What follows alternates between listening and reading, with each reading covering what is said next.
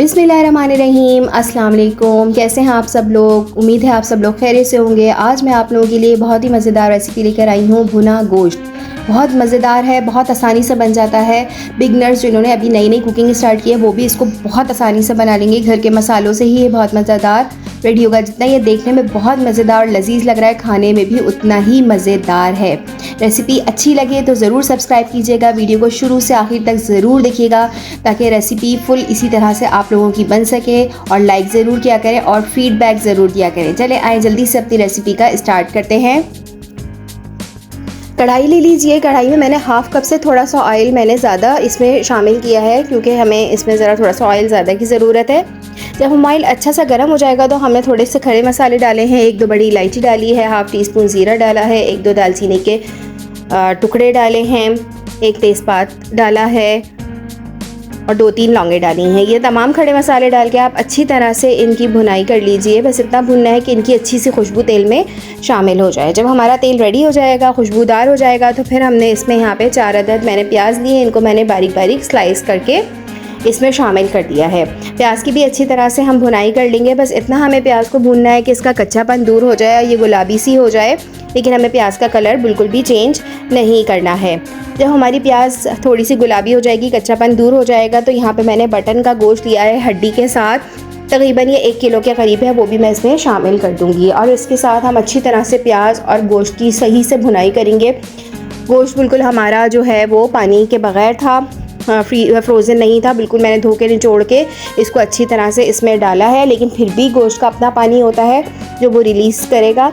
तो जितना भी पानी जो है वो गोश्त रिलीज़ करेगा वो आपने अच्छी तरीके से सुखाना है, क्योंकि अगर आप पानी नहीं सुखाएंगे तो गोश्त में घुमक सी रह जाती है जो कि खाने में बिल्कुल भी नहीं अच्छी लगती। आपकी हंडिया चाहे जितनी बेहतरीन बनी हुई हो, लेकिन जब एक पहला हम लुकमा लेते हैं गोश्त का, जो एक हीक सी आती है वो बहुत बुरी लगती है। लिहाजा आप गोश्त की भुनाई आप लोगों ने 10 मिनट तक अच्छी तरह से प्याज के साथ करनी है।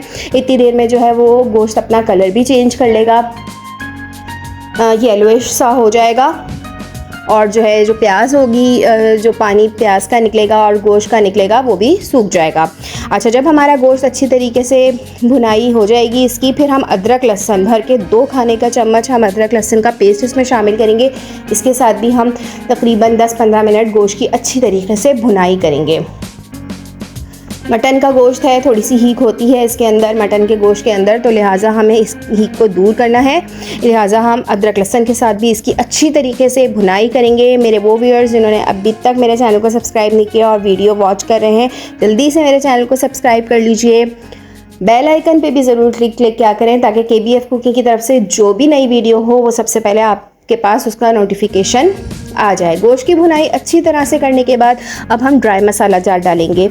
तो मैंने 1 टीस्पून नमक शामिल किया है, 1 टीस्पून कुटी लाल मिर्च डाली है, 1 टीस्पून कश्मीरी लाल मिर्च का पाउडर डाला है, हाफ़ टी स्पून लाल मिर्च का पाउडर डाला है, 1 टीस्पून पिसा हुआ धनिया पाउडर डाला है, 1 टीस्पून गरम मसाला पाउडर डाला है, 1 टीस्पून सौंफ का पाउडर डाला है, हाफ़ टी स्पून मेथी दाना डाला है और 1 टीस्पून मैंने कसूरी मेथी इसमें शामिल की है। इन सब चीज़ों को भी आप अच्छी तरह से शामिल करके अच्छी तरह से इसकी भुनाई कर लीजिए गोश्त के साथ। अगर आपको लगे कि मसाला जलने का डर है तो आप थोड़ा सा पानी डाल के इसकी भुनाई अच्छी तरीके से कर लीजिए। अच्छी तरह से जितना भुन सकता है आप भून लीजिए इसको, ताकि तेल हमारा अलग हो जाए और गोश्त हमारा भुना हुआ वो अलग हो जाए। बहुत अच्छी तरीके से भुनाई कीजिएगा, इससे ये होगा कि बोटियों में कलर बड़ा ज़बरदस्त आ जाएगा हमारा।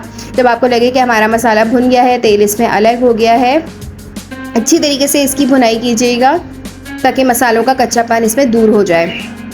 अभी हमारा गोश्त कच्चा है, अभी हम इसे बॉईल करने के लिए रखेंगे, पकने के लिए रखेंगे इसे। लेकिन जितनी भुनाई हो सकती है आप पहले कर लीजिए ताकि हमें बाद में जो है इसकी इतनी ज़्यादा भुनाई ना करनी पड़े। मटन का गोश्त जल्दी गल जाता है, इतना गलाना है कि हड्डी ना छोड़े, बिल्कुल भी हलवा ना हो हमारा गोश्त। बस हम 1 घंटे के लिए इसको कुक करेंगे, जब तक के लिए आप इसे भुनाई कर लीजिए। तेल हमारा अलग हो जाएगा तो फिर हमने यहाँ पर 4 बड़े टमाटर थे, उनको मैंने बारीक बारीक चॉप करके वो भी मैंने इसमें शामिल कर दिए हैं। ठीक है, टमाटर भी अपना पानी रिलीज़ करेगा, इसके साथ भी अच्छी तरह से भुनाई कर लीजिए। 5-10 मिनट के लिए मैं इसमें कवर करूँगी इसको, ताकि टमाटर जो है अपना पानी छोड़ें, तो उसके साथ भी हमारा मसाला अच्छी तरीके से भुन जाए। झटपट से हमारा ये भुना गोश्त रेडी हो जाता है, कोई इतना ज़्यादा टाइम नहीं लगता। मटन का गोश्त तो वैसे भी बहुत जल्दी से हमारा जो है वो गल जाता है, इतना टाइम नहीं लगाता है। इसको अब हमने अच्छी तरह से मिक्स कर लिया है। टमाटर अपना पानी रिलीज़ करेंगे, इसलिए मैं इसको 10 मिनट के लिए कवर करके रख दूँगी। फिर उसके बाद हम इसकी दोबारा से भुनाई करेंगे। 10 मिनट हो चुके हैं पकते हुए।